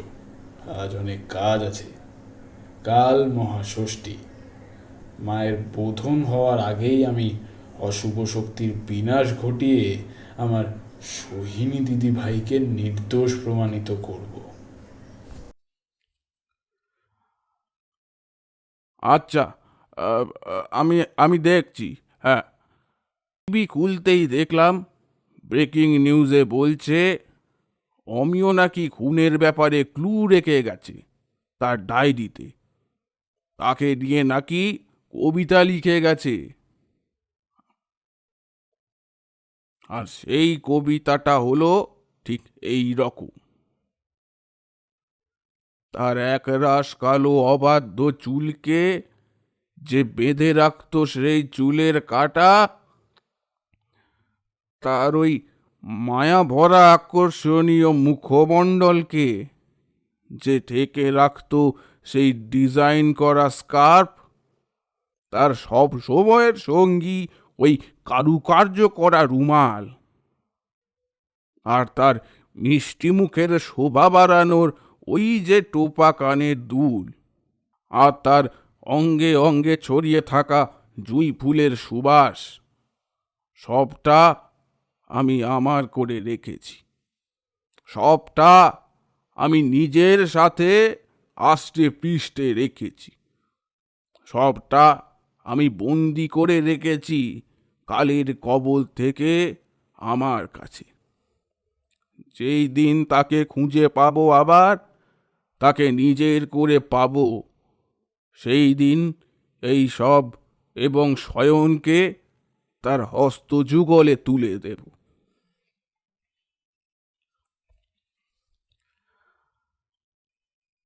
আর এর সাথে এও বলেছিল যে কালকেই পুলিশ চিরুনি তল্লাশি করবে, কারণ আজকে অমিয়র শ্রাদ্ধের কাজ চলছে।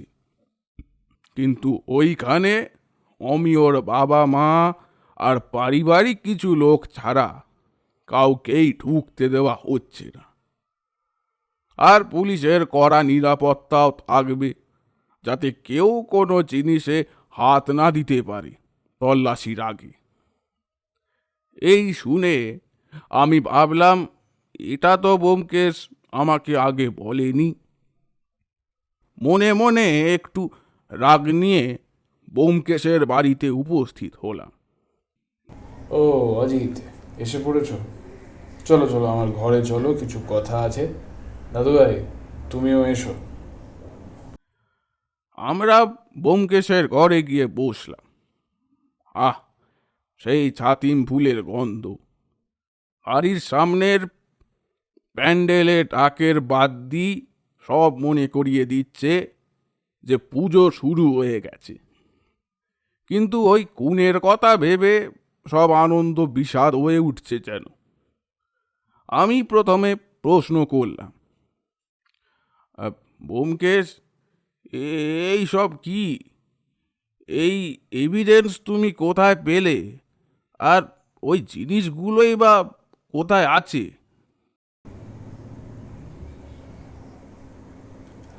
অজিত, অভির মতন বোকা বোকা প্রশ্ন তুমি অন্তত করো না। তার চেয়ে আমি যেটা বলছি সেটা মন দিয়ে শোনো। আজ রাতে আমাদের অভিযানে বেরোতে হবে। পুলিশের আগে ওই জিনিসগুলো আমাদের হস্তগত করতে হবে, বুঝলে? তাই আজকে রাতে আমরা অমিয়র ফ্ল্যাটে লুকিয়ে হানা দেব। এই হলো আমাদের রাতের পরিক্রমা, বুঝলে তোমরা? বুঝলাম। লোকেরা পুজোর পরিক্রমা বানাচ্ছে আর আমরা লোকেদের বাড়িতে হানা দেওয়ার পরিক্রমা। কি ভাগ্য আমাদের! হাসবো না কাঁদবো সেটাও বুঝতে পারছি না। তা দাদু, রাত্রে কখন বেরোবে?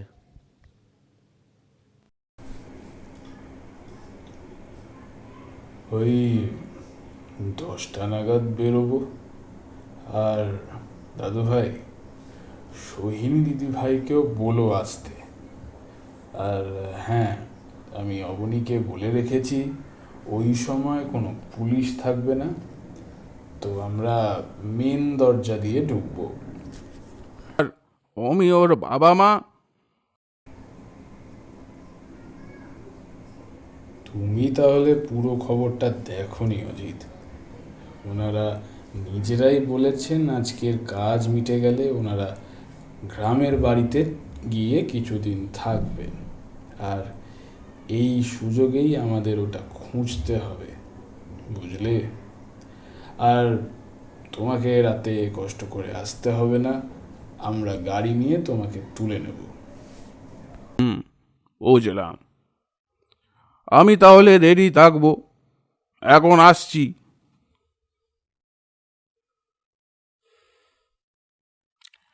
এই বলে আমি বাড়ি ফেরার পথ ধরলাম। ইচ্ছে করেই মোড়ের মাথা অবধি হেঁটে আসলাম, কারণ ব্যোমকেশের বাড়ির সামনে প্যান্ডেলের মায়ের মুখটা দেখলাম। আহ, কি সুন্দর মুখখানা হয়েছে। নমস্কার করে একটাই প্রার্থনা করলাম, যাতে ব্যোমকেশ এই অভিসারে সফল হয়। মা, তুমি দেখো মা, কোনো নির্দোষ যেন শাস্তি না পায়। বাড়ি ফিরে রাতের অপেক্ষা করতে থাকলাম। ঠিক রাত 10:30টায় ওরা এলো। আমিও উঠে বসলাম গাড়িতে। যেতে যেতে কলকাতা শহরের সাজসজ্জা দেখে চোখ ধাঁধিয়ে যাচ্ছিল। কি সুন্দর লাগছিল শহরটা। চারিদিকে কত আলোর রোশনাই, ঢাকের বাদ্যি, মাইকের আওয়াজে মুখর পরিবেশ। রাস্তায় দর্শনার্থী সমাগম আর বিপুল আওয়াজ মনটাকে ভালো করে দিচ্ছে। কিন্তু এই ভালোটা ক্ষণস্থায়ী ছিল।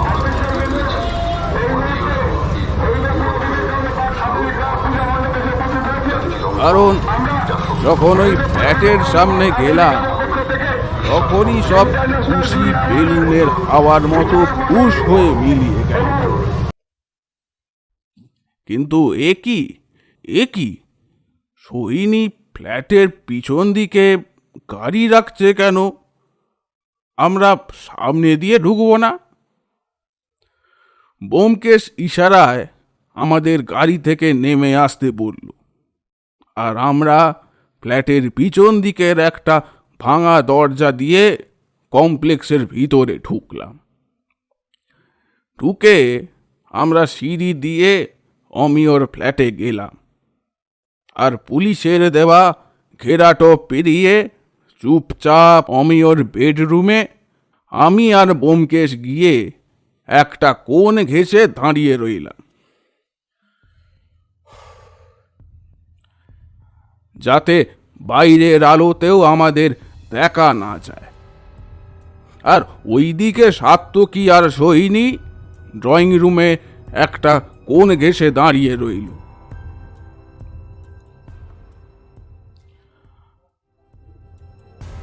আচ্ছা, আমরা তো খুঁজতে এসেছি, কিন্তু না খুঁজে আমরা এরকম মূর্তির মতো দাঁড়িয়ে আছি কেন?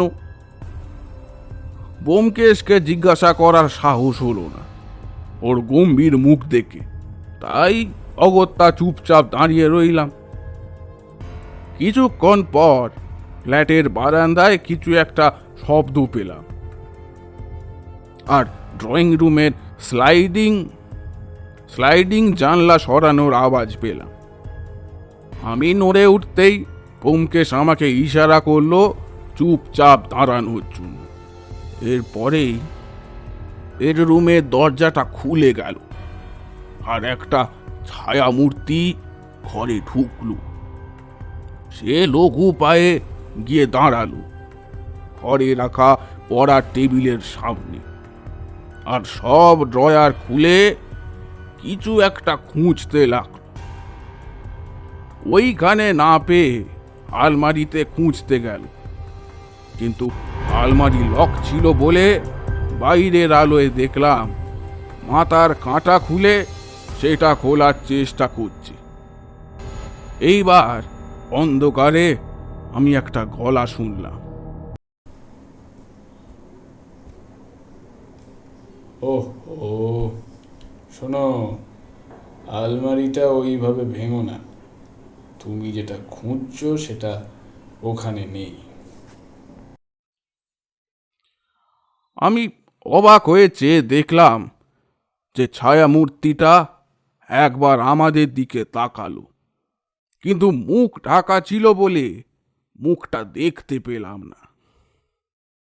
আর সেই সুযোগে সে পালাতে চেষ্টা করলো, কিন্তু ড্রয়িং রুমে যেতেই সোহিনী ওকে নিজের ক্যারাটের প্যাঁচ দিয়ে ধরাশায়ী করল। আর তখনই সাত্তকী ফ্ল্যাটের সব আলো জ্বালিয়ে দিল, আর অবনী বাবুও তার টিম নিয়ে ঢুকলো ঘরের মধ্যে। আলো জ্বালাতেই মাটিতে লুটিয়ে পড়া যাকে দেখলাম তাকে দেখে ব্যোমকেশ ছাড়া আমরা সবাই অবাক হয়ে গেলাম। এ কি, এটা তো রিমা! ও এইখানে কি করছে? ও খুনি নাকি ও খুনের দোষর? চোখে মুখে জল ছিটিয়ে রিমার জ্ঞান ফেরানো হলো। জ্ঞান ফিরতেই ও অবাক হয়ে চারদিকে দেখল। ও আস্তে আস্তে উঠে বসল। ব্যোমকেশ, তুমি জানলে কি করে যে খুনি আজ এইখানে আসবে?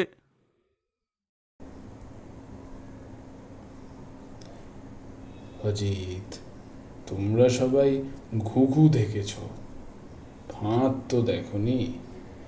এটাই তোমাদের দোষ। সকালের ওই নিউজটা ছিল ফাঁদ, কারণ এই খুনিকে ধরতে গেলে ফাঁদ পাতা ছাড়া আমার কাছে অন্য কোনো উপায় ছিল না। সত্যি রিমা, তোমার বুদ্ধির তারিফ না করে আমি পারছি না, কারণ তোমার এই খুনের প্ল্যানিং অত্যন্ত নিখুঁত। কিন্তু বাঁধ সাধলো তোমার এই মনের ভয়, আর কিছুটা অকালপক্ষ খুনি হওয়ার ফল। এবার সত্যিটা উন্মোচন করুন মিস জেসমিন। আপনি দেখছি আমার ছদ্মনামটা জেনে নিয়েছেন। বাহ, বাহ, ভালো।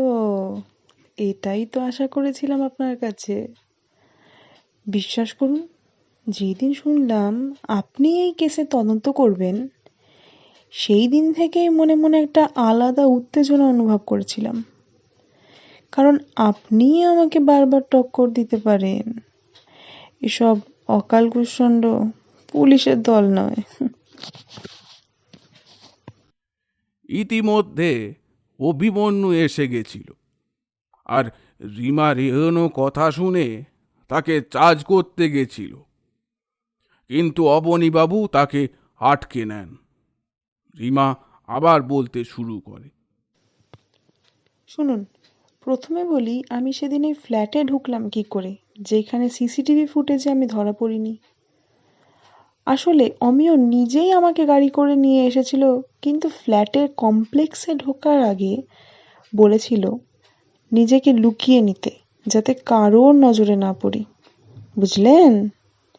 এইবার বলি, খুন কি করে করলাম, কেমন? না, আগে বলো এই সবের পিছনে তোমার মোটিভটা কি?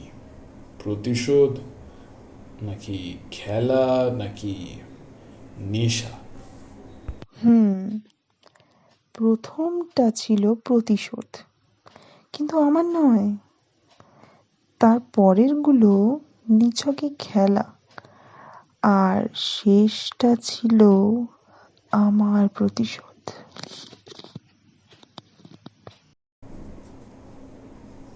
কিন্তু মোটিভ? রেপ ও প্রতারণা। অমিয় আমার রেপ করেছিল। হ্যাঁ সোহিনী, তোর প্রিয় বন্ধু অমিয়। তুই জানিস ও কিরকম ছেলে, তাই এত অবাক হস না। আমার আর অমিয়র প্রেম ক্লাস 11 থেকে।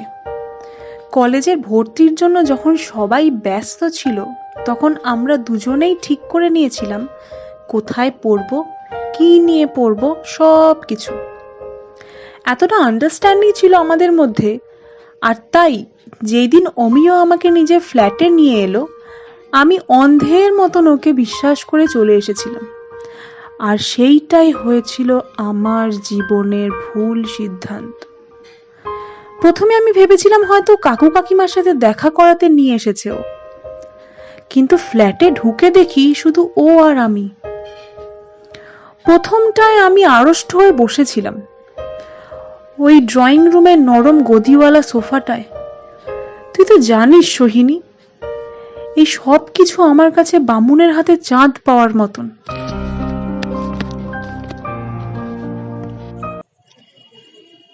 তোর বাড়ির আর্থিক অবস্থার ব্যাপারে জানতাম, কিন্তু অমিয়র সাথে এর কিসের যোগাযোগ?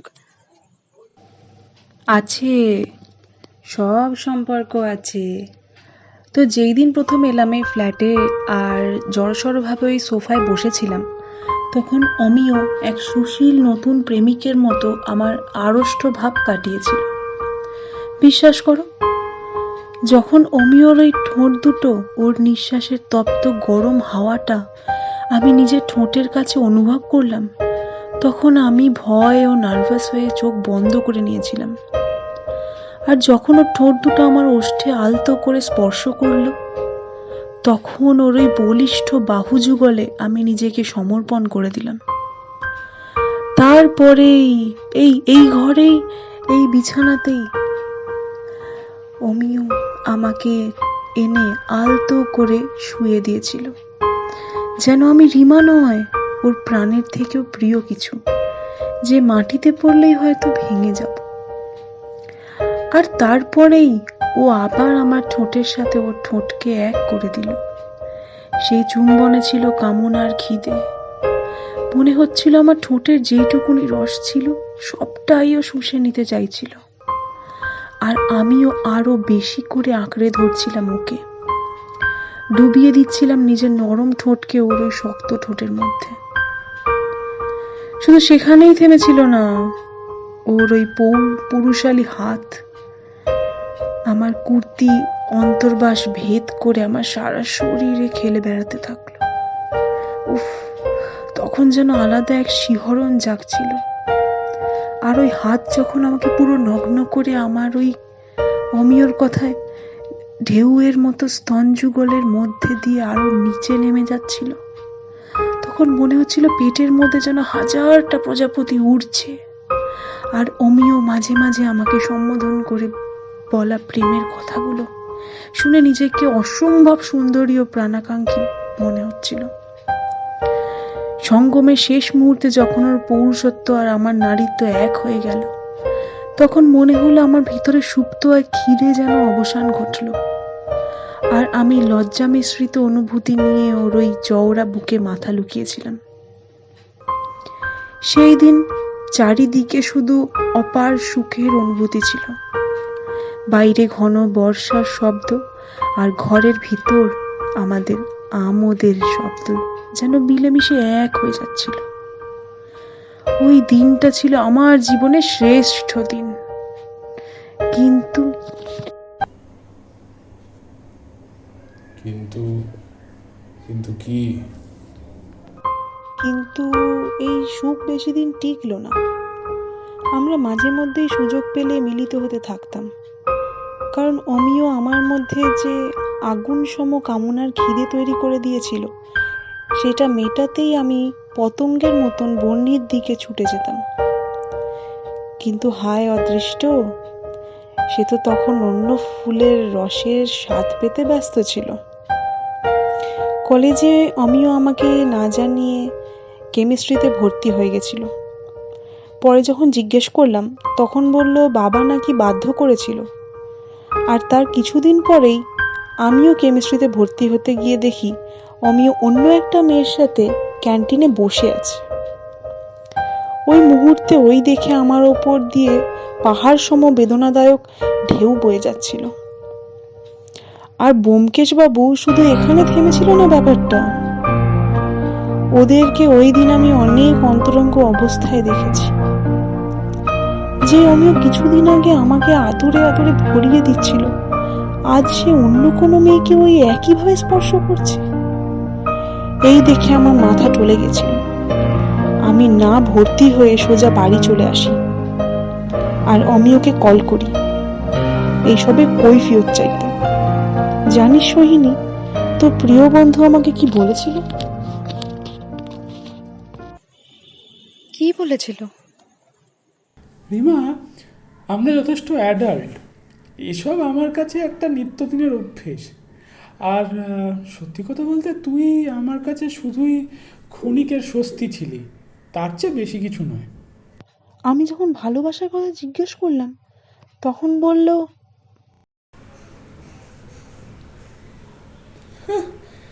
ভালোবাসা নয় রিমা, ওটা ছিল মরীচিকা। Rima, grow up please. আর হ্যাঁ, এখন থেকে তোর আর আমার পথ আলাদা, সো প্লিজ আমাকে এইসব ভালোবাসার ঘ্যান ঘ্যানানি দিয়ে বিরক্ত করতে আসিস না। আর তাই যদি করিস, তাহলে সারা কলেজে আমাদের রাতের পর রাত যা হয়েছে সেসব আমি এমনভাবে বলবো যাতে লোকে তোকে খারাপ ভাবে, আমাকে নয়, বুঝলি? এই সব শোনার পর আমি আর নিজেকে সামলাতে পারিনি। একবার মনে হয়েছিল আত্মহত্যা করি, আবার তার পরের মুহূর্তেই মনে হয়েছিল পুলিশকে সব জানাই, কিন্তু কোনো এভিডেন্স নেই। এক একটা দিন কাটতো ভয়ে, তটস্থ হয়ে। আর তাই জন্য আমি 1 বছর লেট করে অন্য বিষয় নিয়ে ভর্তি হই, যাতে কোনো মতেই অমিয়কে আমাকে দেখতে না হয়। কিন্তু প্রতিদিন দেখতাম আর আমার রক্ত গরম হয়ে উঠত। ইচ্ছা করতো ঠাসিয়ে 1 থাপ্পড় লাগাই ওর গালে, সবার সামনে চেঁচিয়ে বলি ও কেমন নোংরা ছেলে। কিন্তু আমার বিবেক আমাকে আটকে নিত।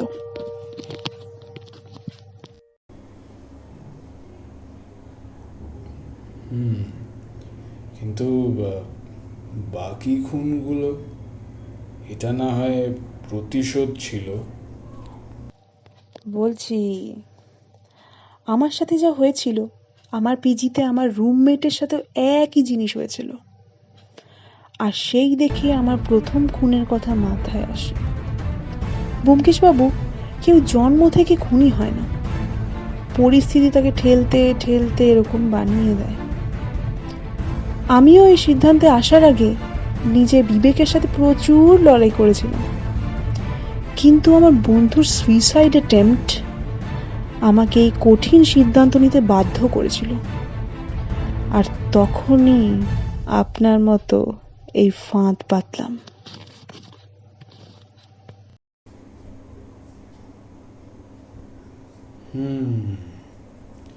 ইনস্টাগ্রাম অ্যাকাউন্ট খুলে নাম দিলে মিস জেসমিন, আর নিজের মোহময়ী সৌন্দর্যকে অস্ত্র বানিয়ে ছেলেদের প্রলোভিত করা শুরু করলে, তাই তো?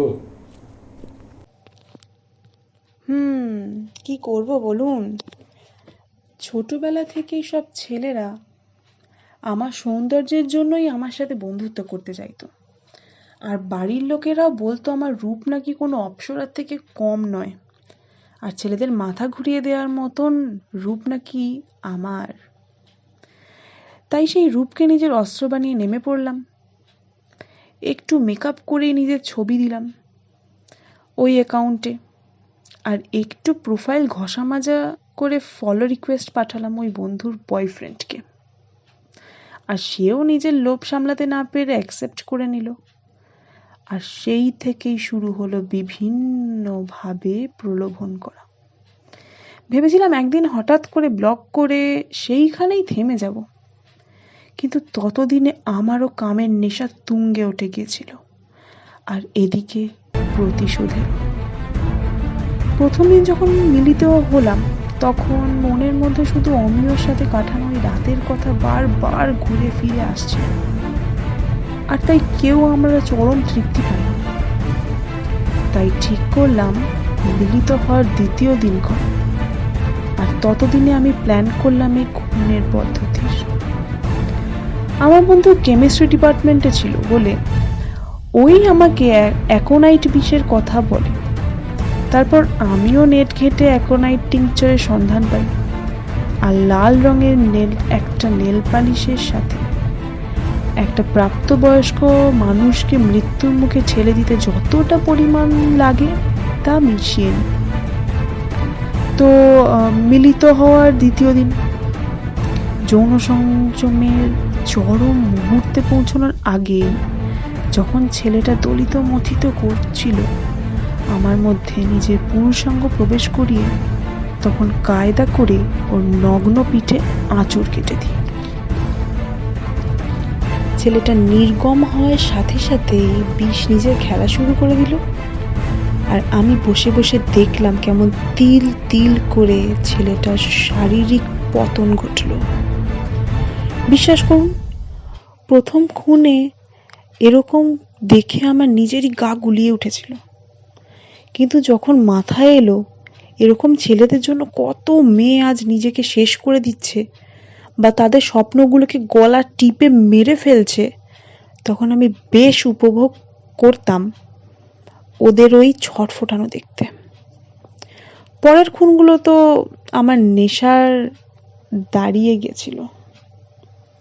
আর জানেন, কষ্টে বেঁকে যাওয়া ওই মুখটা দেখতে আমার আলাদা একটা তৃপ্তি লাগতো। কিন্তু অমিয়র সাথে এরকম কেন করলি?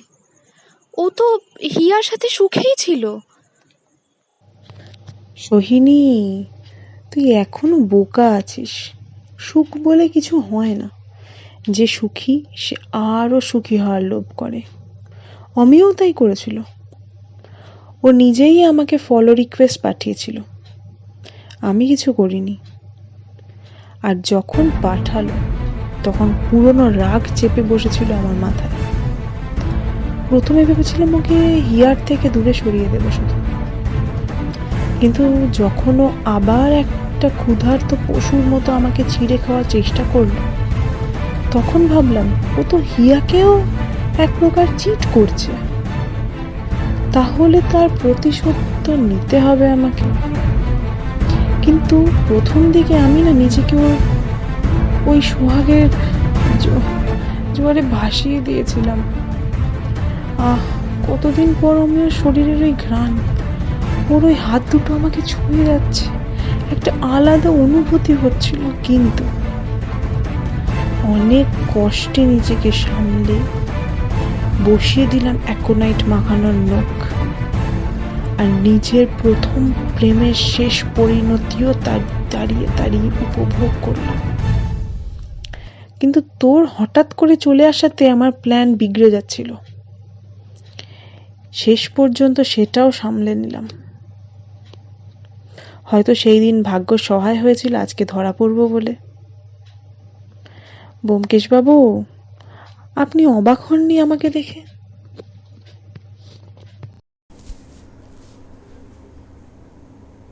না, আমি অবাক হইনি। আমি আসলে অনুমানই করেছিলাম যে তুমিই হবে। প্রথমত যেদিন তোমায় প্রথম দেখলাম তোমার নখে আমি অদ্ভুত দাগ লক্ষ্য করেছিলাম। এই দাগ সচরাচর আর্সেনিক দূষণের জন্য হয়, কিন্তু তুমি যেখানে থাকো সেখানে তো জল বেশ ভালো, তাহলে কি করে হলো এটা? বাড়ি গিয়ে নেট ঘাঁটতে জানতে পারলাম যে অ্যাকোনাইটের জন্য নাকি এটা হয়, আর তুমি তো বহুদিন সেটা ব্যবহার করতে। দ্বিতীয়ত, তুমি সেতার শেখো, আর সোহিনী দিদি ভাইও তোমার ঘরে রবীন্দ্রসঙ্গীতের ডায়েরি দেখেছিল। ব্যাস, আর কি, দুইয়ে দুইয়ে চার করার জন্য আজকের এই ফাঁদ পাতা, আর তুমি নিজেই এসে ধরা দিলে। কিন্তু তুমি এই গানের ক্লুগুলো কেন রাখতে? ওটা ওই অকালকুষ্মাণ্ড পুলিশের জন্য। যারা একটা রেপিস্টকে ধরতে পারে না, তাদেরকে ওরম ভাবে চ্যালেঞ্জ করতে আমার খুব ভালো লাগতো। এটা আমার একটা নতুন খেলা হয়ে উঠেছিল।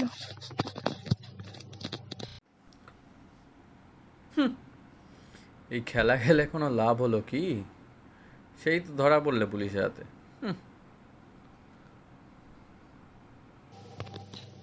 ভুল বলছেন, আমি ব্যোমকেশ বক্সির হাতে ধরা পড়েছি, পুলিশের কাছে নয়।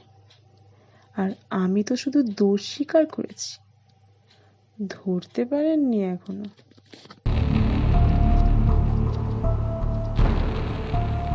সৈনী ওর হাতটা ধরো, ধরো হাতটা।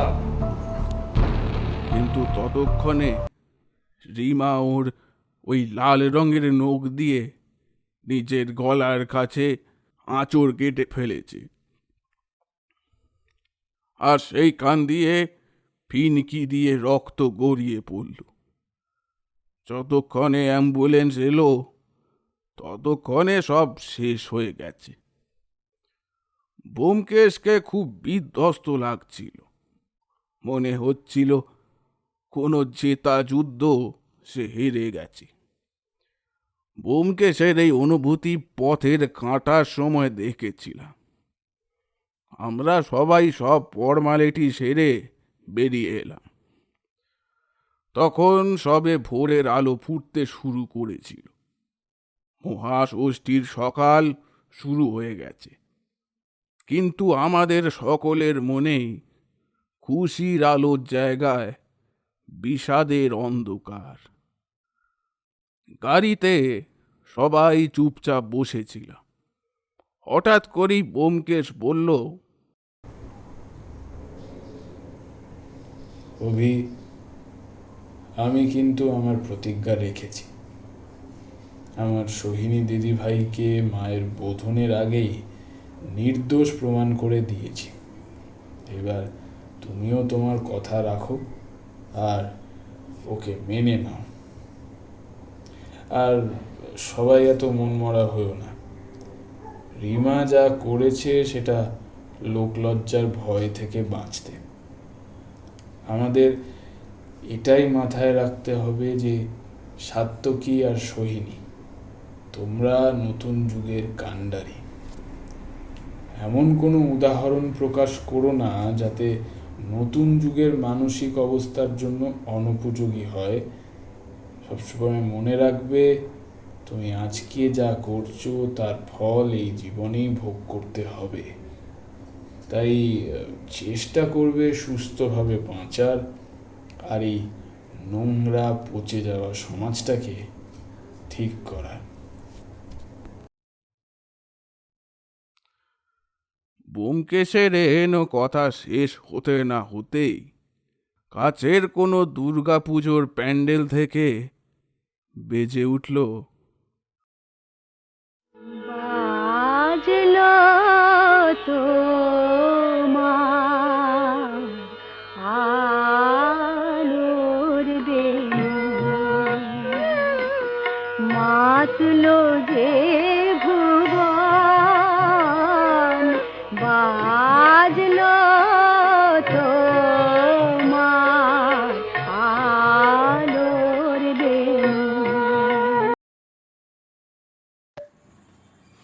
এতক্ষণ শুনছিলেন আমি তারই খুঁজে বেড়াই।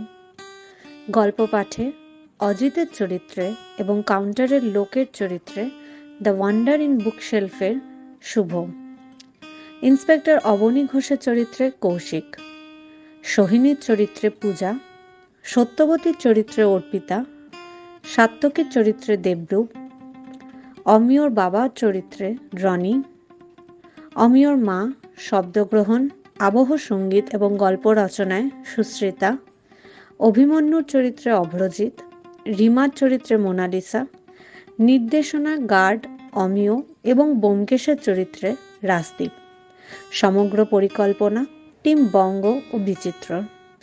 এরকমই নতুন নতুন গল্প শোনার জন্য অবশ্যই আমাদের পেজটিকে ফলো করবেন এবং এভাবেই আমাদের পাশে থাকবেন সবসময়।